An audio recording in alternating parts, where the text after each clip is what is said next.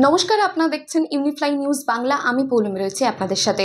নদিয়া জেলার রানাঘাট থানার অন্তর্গত বৈদ্যপুর ২ নম্বর গ্রাম পঞ্চায়েতের বেলঘরিয়া গ্রামের এক দরিদ্র পরিবার ভিক্ষাবৃত্তি করে জীবন প্রতিপালন করতেন।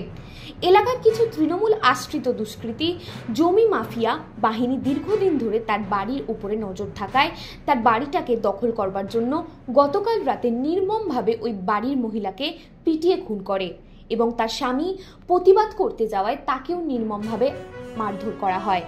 সে বর্তমানে রানাঘাট হাসপাতালে ভর্তি রয়েছেন। সম্পূর্ণ তথ্য লোপাট করবার জন্য তার বাড়িতে ভাঙচুর করে বিভিন্ন জিনিসপত্রে আগুন ধরিয়ে পুড়িয়ে দেয় দুষ্কৃতীরা। সম্পূর্ণ ঘটনাকে আড়াল করবার জন্য পুলিশ প্রশাসন চেষ্টা করছে। প্রকৃত দোষীদের আড়াল করে নতুন করে একটা কেস সাজানোর চেষ্টা করা হচ্ছে রানাঘাট থানা। কি বুঝবেন? আপনাদের সামনেই আমি জিজ্ঞাসাবাদ করে যে ঘটনা পেলাম, প্রথম পদক্ষেপ মমতা ব্যানার্জির দালাল পুলিশ এদের অপসারণ দরকার। ওই পেশেন্টকে পর্যন্ত যে আহত আছে তার স্বামী যে মারা গেছে, মেরে ফেলা হয়েছে চক্রান্ত করে, একটা রাজনৈতিক ষড়যন্ত্র। এবং যে অতি দরিদ্র পরিবার তার জমি আত্মসাৎ করা, এর আগেও তাকে মেরে ফেলার চক্রান্ত ভাঙচুর হয়েছে। সপ্তাহখানেক আগে রানাঘাট থানায় অভিযোগ তিনি দায়ের করেছেন, কোনো পদক্ষেপ নেয়নি। এরপর যারা মেরেছে তাদের মধ্যে মূল অপরাধীকে অপসারণ করে না দেখিয়ে এরা রাজনৈতিক চক্রান্ত করছে। এর সঙ্গে টোটালি মমতা ব্যানার্জির দলদাস পুলিশ জড়িয়ে রয়েছে। এখানে যে তথ্য চলে আসলো, যেখানে যে ধমকি পুলিশ অফিসার দিয়েছে, আমি তার সাসপেন্ড চাইছি। প্রথম পেশেন্টকে ধমকি দিয়ে ঘটনা চাপার চেষ্টা হয়েছে। এখানে যাদেরকে কেন্দ্র করে মারা হয়েছে, রবিআল শেখের ছেলে পেলে সহ আলাউদ্দিন মণ্ডল সহ আরও রয়েছে। এখানে রয়েছে তৃণমূল জোট এবং সিপিএম ঘটাপ করে এই ঘটনা ঘটিয়েছে।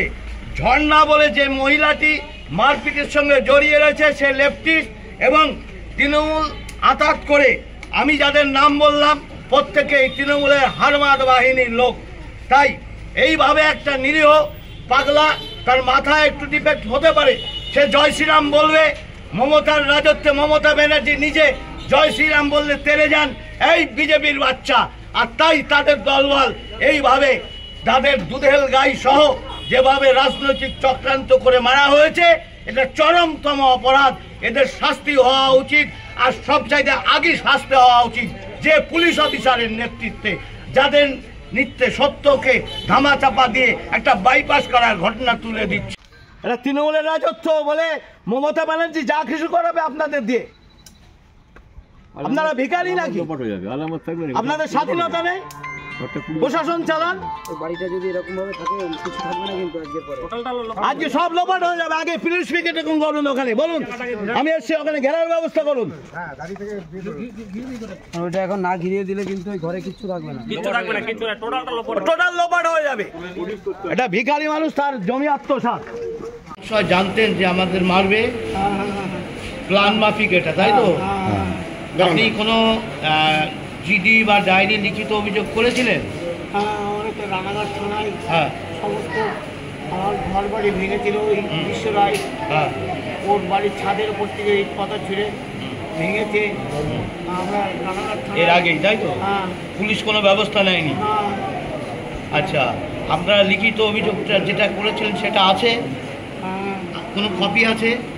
আমার বাড়ির ওই ঠিক আছে, ঠিক আছে, আর বলার দরকার আছে আপনার? কোথায় আছে বলার দরকার নেই, আছে তো? ঠিক আছে, ঠিক আছে। সঙ্গে থাকুন, দেখতে থাকুন ইউনিফ্লাই নিউজ বাংলা।